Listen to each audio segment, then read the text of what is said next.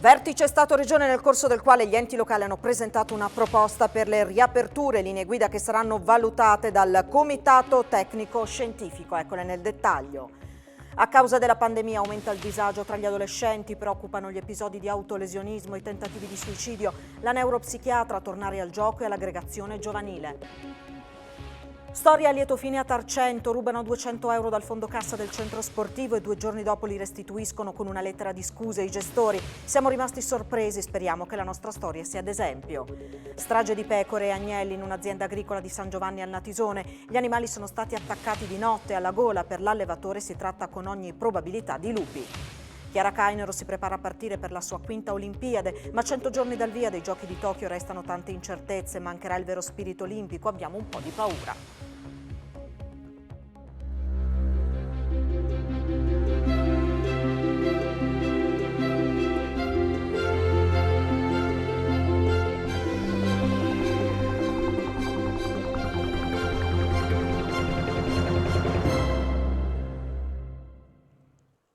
A tutti voi buonasera e ben trovati a questa edizione del telegiornale di Telefriuli. Pronti a ripartire, le regioni propongono le regole del gioco al governo. Vertice Stato-Regione nel corso del quale gli enti locali hanno appunto presentato la propria proposta per le riaperture. Queste linee guida saranno valutate dal Comitato Tecnico Scientifico. Sono in arrivo anche 700 milioni per il comparto della montagna, con la richiesta al governo da parte delle regioni di portarlo a 800 milioni. La Conferenza delle Regioni ha presentato una proposta al governo da sottoporre al Comitato Tecnico Scientifico per avviare la riapertura di bar e ristoranti, palestre, piscine, impianti termali, cinema, teatri e concerti. Oggi era in programma un incontro importante ma non decisivo e alla fine, causa anche il Consiglio dei Ministri convocato in contemporanea nel primo confronto guidato dal neoeletto presidente Massimiliano Fedriga, si è parlato soprattutto del Piano Nazionale di Ripresa e Resilienza. Sulle riaperture Fedriga ha sottolineato come ci sarà la massima collaborazione, le istituzioni si devono muovere di pari passo con i cittadini, superando gradualmente la fase dei divieti, introducendo una nuova stagione di riaperture accompagnate da regole per evitare nuove impennate nelle curve dei contagi. Stiamo infine valutando anche altre linee guida per le ulteriori attività produttive, soprattutto in relazione alla revisione e al riscontro dei diversi scenari di rischio. In particolare l'obiettivo è di lasciare parrucchieri ed estetisti aperti anche in zona rossa e poi consentire gli spostamenti tra regioni se in zona gialla. Per quanto riguarda le proposte, la traccia resta comunque quella delle disposizioni già in vigore, con spazi maggiori tra una persona e l'altra se al chiuso. Sono in arrivo anche risorse per la montagna attraverso il riparto del fondo da 700 milioni del decreto sostegni, 400 milioni di euro andranno agli esercenti funiviari, 40 milioni in favore dei maestri di sci iscritti negli appositi albi professionali e 230 milioni per le attività di vendita di beni e servizi, ripartiti sulla base delle presenze turistiche registrate nel triennio 2017-2019 nei comuni montani appartenenti ai comprensori sciistici. L'obiettivo condiviso della Conferenza delle Regioni, ha spiegato Fedriga, è di rispondere celermente alle richieste degli operatori e delle attività colpite dagli effetti economici derivanti dall'epidemia da Covid-19. Abbiamo chiesto al governo di poter gestire l'erogazione come regioni, ha concluso Fedriga, chiedendo di aumentare la dotazione finanziaria di 100 milioni di euro da destinare alle imprese.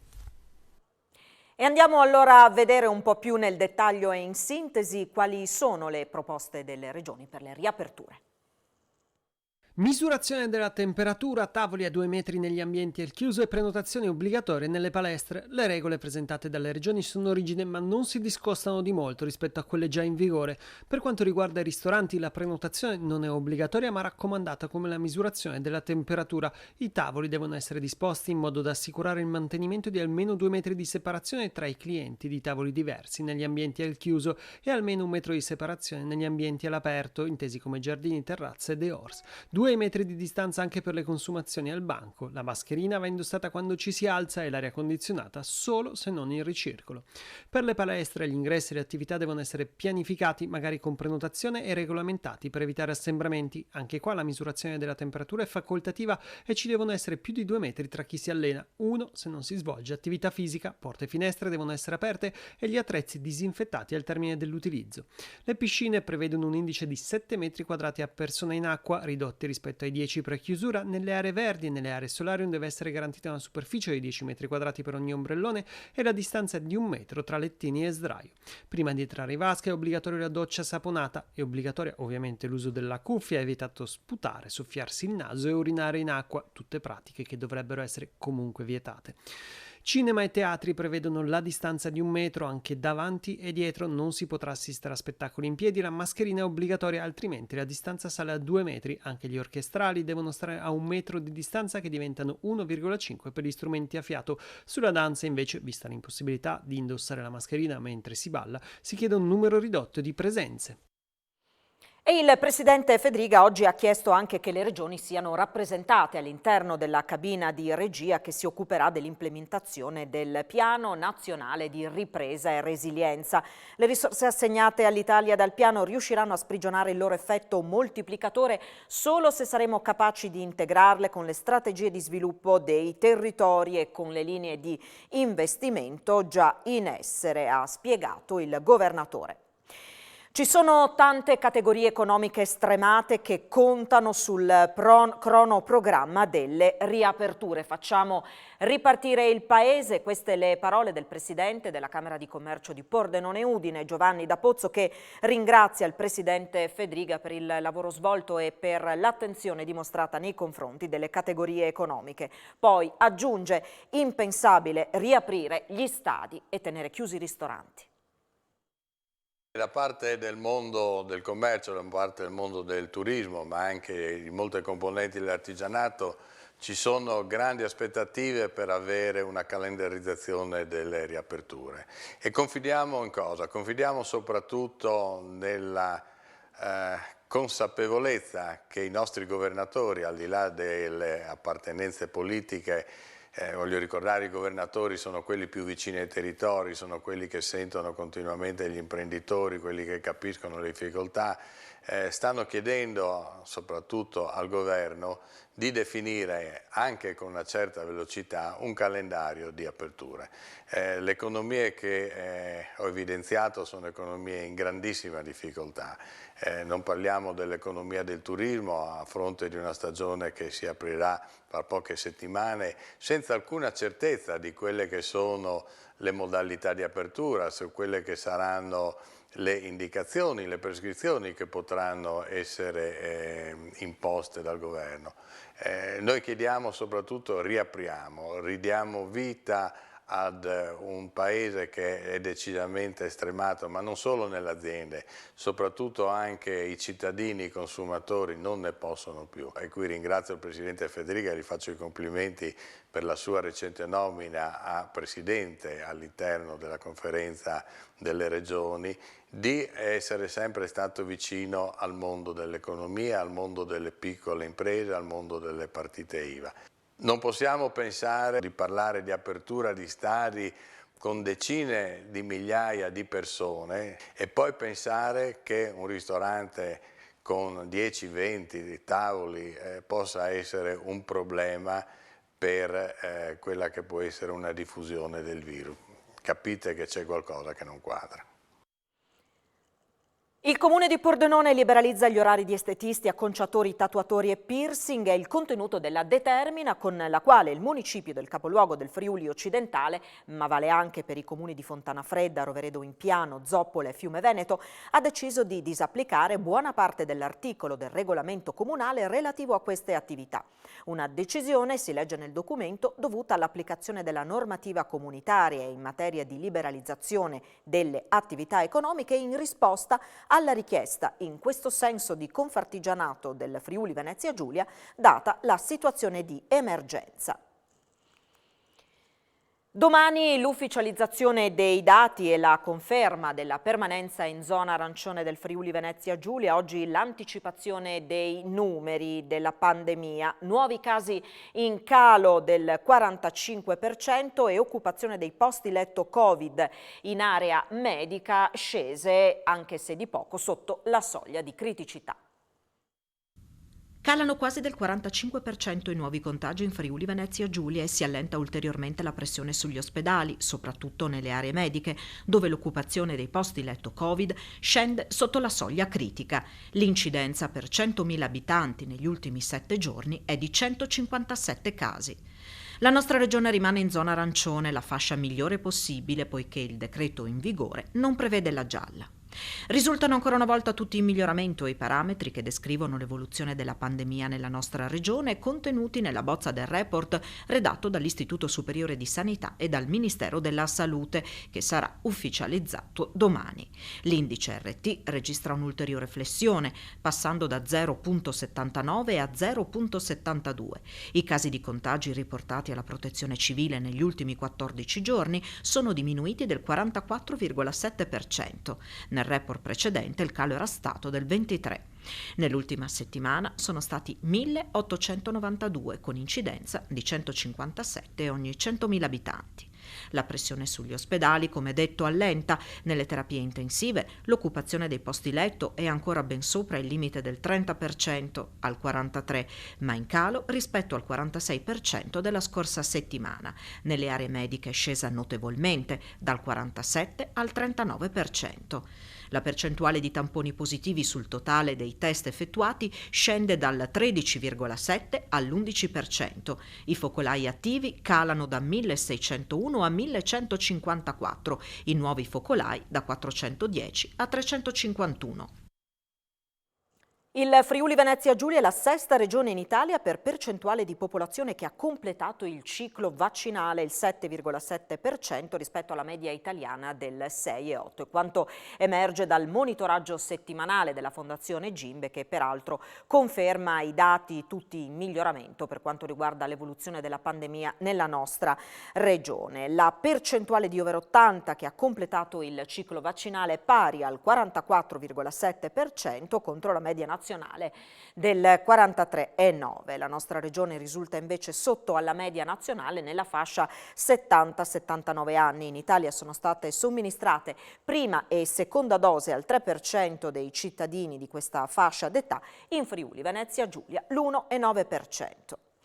E siamo al bollettino Covid, calano ancora le persone contagiate accolte nelle terapie intensive in Friuli Venezia Giulia. Oggi sono 65, scendono anche i pazienti ricoverati in altri reparti, 445, calano le persone in isolamento, sono 9.735, 12 i decessi registrati oggi. Su 5.490 tamponi molecolari sono stati rilevati 222 nuovi contagi con una percentuale di positività del 4,04%. Su 694 test rapidi antigenici sono stati rilevati 45 casi, il 6,48%. Nuova consegna di vaccini AstraZeneca questa mattina all'ospedale Santa Maria della Misericordia di Udine. Le dosi sono arrivate con un corriere SDA di Poste Italiane, scortate dai carabinieri dell'aliquota pronto intervento del Comando Provinciale dei Carabinieri. Oggi avrebbero dovuto giungere in Friuli Venezia Giulia le prime dosi di vaccino Johnson & Johnson, che invece è stato bloccato. Il siero AstraZeneca sarà inviato negli hub vaccinali della provincia di Udine per le inoculazioni. L'hospice di San Vito al Tagliamento non chiuderà. È la posizione dell'azienda sanitaria del Friuli Occidentale dopo la notizia di positività al Covid di 5 operatori e di 2 pazienti della struttura. Qui a fine marzo era risultata infetta una OS che non aveva voluto vaccinarsi.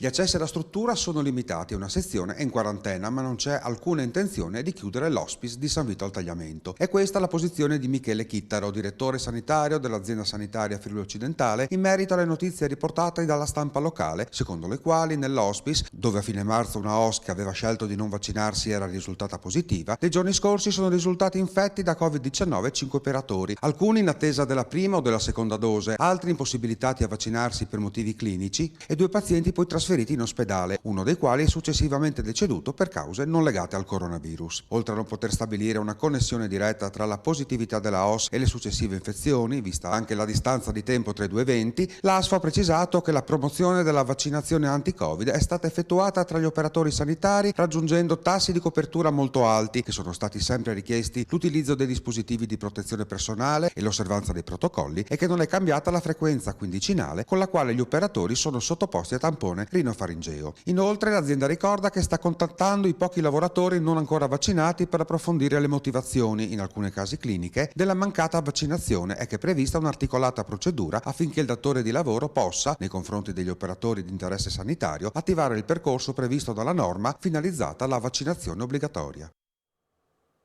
Nessuna fuga dal Friuli, sono problemi di natura familiare ad aver indotto il direttore dell'azienda sanitaria universitaria Friuli Centrale, Massimo Braganti, ad accettare l'incarico di direttore regionale della sanità Umbra. Lo ha raccontato lui stesso al microfono di Isabella Gregoratto. Ultimi giorni di lavoro all'azienda sanitaria universitaria del Friuli Centrale del direttore generale Massimo Braganti, che è stato nominato direttore salute e welfare della regione Umbria. Originario di San Sepolcro in provincia d'Arezzo, Braganti ritorna nella regione dove prima di approdare a Udine ha svolto il ruolo di commissario straordinario dell'azienda sanitaria locale Umbria 2. Causa problemi personali di natura familiare, da questo punto di vista mi hanno, non dico imposto, di orientarmi in un discorso di quantomeno di avvicinamento a casa. Sulla data ho chiesto di poter, che fosse un accordo fra le regioni. Ecco, che cosa lascia? Ritengo che è stato raggiunto un buon livello di servizio nei confronti dei cittadini. Sono state fatte tutta una serie di iniziative, accennato in altre situazioni, che praticamente rispetto alla prima ondata pandemica, dove avevamo attrezzato 95 posti letto, grazie ai professionisti e alle strutture, in questa terza ondata siamo arrivati a 460 posti letto organizzati. Non credo che da tante altre parti sarebbe stato possibile garantire quello che è stato fatto qua. La situazione di oggi, ora non vorrei essere troppo ottimista, però l'occupazione dei posti si è ridotta di oltre 100 posti rispetto a 2 o 3 settimane fa, per cui c'è un miglioramento. Disagio giovanile legato alla pandemia, preoccupa l'aumento di casi tra gli adolescenti di autolesionismo e anche i tentativi di suicidio. Vediamo.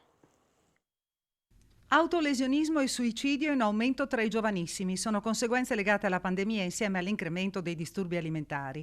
La problematica, evidenziata con preoccupazione a livello nazionale, tocca purtroppo anche il Friuli Venezia Giulia. Ne è un esempio il pronto soccorso pediatrico di Latisana Palmanova. Le cause di accesso in pronto soccorso più comuni in quest'ultimo anno sono, ahimè, problematiche correlate al periodo della pandemia, perché sono problematiche soprattutto di tipo psicologico o neuropsichiatrico. Andiamo da problematiche di tipo somatoforme, cioè di disturbi fisici che i bambini e i ragazzi manifestano, ma che nascono da un problema psicologico, da un malessere psicologico, quale per esempio il dolore toracico, il dolore addominale, il mal di testa, fino a fenomeni invece molto più gravi, per esempio quello di autoprocurarsi delle ferite, anche in parti del corpo nascoste, che rappresenta un po' un grido di dolore di questi ragazzi adolescenti che non riescono a esprimere a parole. Questo è un fenomeno veramente preoccupante, così come disturbi d'ansia molto comuni, insonnia, fino a cose più importanti come psicosi e addirittura tentati suicidi. Questo è un fenomeno che viene descritto a livello mondiale, ma nazionale anche, e anche noi nel nostro piccolo purtroppo vediamo di questi casi sempre più frequentemente. Che cosa fare allora per i nostri adolescenti? Lo abbiamo chiesto alla neuropsichiatra infantile Silvana Cremaschi. La problematica che si è acuita con la pandemia può essere affrontata prima di tutto con la prevenzione, che consiste in un ritorno alle vecchie abitudini come il fatto di ricorrere al gioco e alla socialità nelle strutture di aggregazione giovanile. I nostri ragazzi vivono delle vite estremamente spezzettate. C'è la scuola, per fortuna, che è ancora uno spazio in cui incontro delle persone, ma non solo per fare quella singola cosa, ma le incontro e cresco insieme a loro. Però poi le altre attività, non essendoci più il quartiere, l'oratorio, il centro sociale, il cineforum, tutte quelle robe che un pochino nella nostra generazione c'erano, adesso i ragazzi vengono catapultati nella palestra, nella lezione di inglese, nel corso del Vatte alla Pesca o stanno a casa a studiare da soli. Cremaschi ribadisce il ruolo dei distretti come punto di riferimento per le famiglie. Uno che si taglia o che tenta suicidio ha bisogno di un posto in cui ci sono degli specialisti dell'età evolutiva, ma specialisti della salute mentale dell'età evolutiva, non è che ci si improvvisa. Il consultorio familiare, altro grande dimenticato dalla sanità friulana, è lo spazio della prevenzione, è lo spazio della promozione della salute, è lo spazio in cui le coppie, i genitori, le famiglie devono potersi incontrare tra di loro in gruppi con uno psicologo, con un operatore che aiuta a crescere insieme per farsi delle domande rispetto ai propri figli e per trovare delle risposte comuni. Lo spazio in cui gli adolescenti vanno anche autonomamente per fare un percorso sulla propria sessualità, sulla relazione con l'altro, sulla vita di coppia, sull'essere adolescenti in questo mondo. In Regione studenti divisi sulla didattica a distanza. A Trieste domenica scenderanno in piazza per chiedere un ritorno alla DAD, a Udine invece ci si sta mobilitando per il motivo opposto. In piazza per chiedere un ritorno alla didattica a distanza. A Trieste, domenica mattina, andrà in scena la protesta degli istituti delle scuole superiori che a pochi giorni dalla ripresa delle lezioni in presenza, almeno per il 50%, denunciano come in alcuni istituti manca il rispetto dei protocolli e, soprattutto, un overbooking di interrogazioni e verifiche. Il motto sarà «La didattica a singhiozzo non è scuola» e si chiede maggiore considerazione dei pareri delle proposte degli studenti, terminare l'anno scolastico in DAD e poi riprendere al 100% il prossimo anno, garanzia e sicurezza sui trasporti pubblici e limitare al massimo ogni forma di disagio psichico. A Udine invece la situazione, paradossalmente, è l'esatto opposto, con il movimento studentesco per il futuro e l'Unione degli studenti che invece bocciano la scelta di un ritorno alla DAD e stanno valutando la possibilità di richiedere una audizione nella 6ª commissione del Consiglio regionale per parlare proprio dei danni della didattica a distanza. Viene anche ribadita l'importanza del manifesto predisposto al termine di una serie di incontri con la volontà di porre al centro la scuola, valorizzando e stabilizzando gli insegnanti, un adeguamento degli edifici scolastici, una riduzione dell'elevato numero degli studenti nelle classi, le famose classi pollaio, una valorizzazione degli istituti professionali e la necessità fondamentale di rivedere i programmi non tanto sul fronte dei contenuti quanto su quello dell'approccio. E da lunedì l'Università di Udine torna alla didattica in presenza. Riprendono lunedì le lezioni in presenza all'Ateneo Friulano, con la speranza di poter fare anche le lauree con la consueta modalità pre-Covid alla fine dell'anno accademico. E già questa settimana abbiamo aperto le aule studio, le sale di lettura, perché naturalmente per dare la possibilità agli studenti di svolgere la loro attività di studio in ambiti protetti e controllati. E da lunedì invece ricominceremo con le lezioni frontali in presenza per gli studenti dei primi anni delle lauree triennali, magistrali o a ciclo unico. E faranno eccezione gli studenti di medicina che avranno anche la possibilità di svolgere attività in presenza, secondo quanto stabilito dai corsi di studio, dato che la maggior parte di loro sono vaccinati, così come i docenti. Naturalmente tengo a precisare che la campagna vaccinale anche per i docenti dell'Università di Udine è stata ampia e quindi c'è anche una possibilità di entrare in aula con una maggiore sicurezza.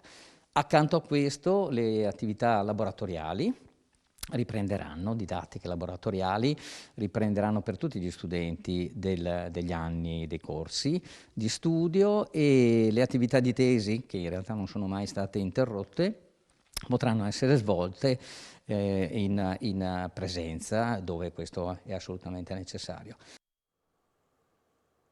Ed ora la storia di un latitante di Sacile che ha sfidato i carabinieri. Venite a prendermi se ci riuscite. Ce l'hanno fatta.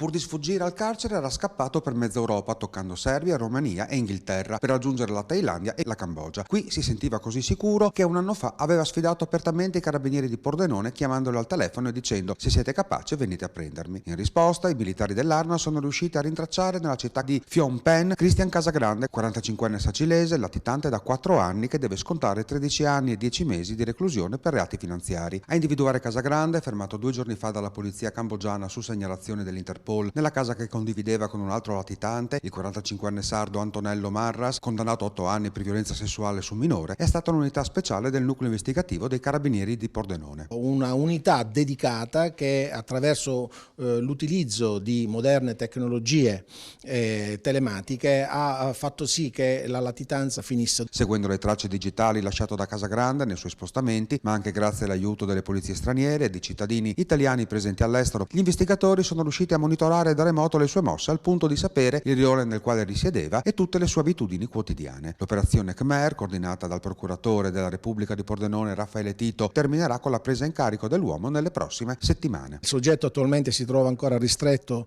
in Cambogia e aspettiamo attraverso gli organismi internazionali di conoscere quelle che saranno le modalità e i tempi dell'espulsione.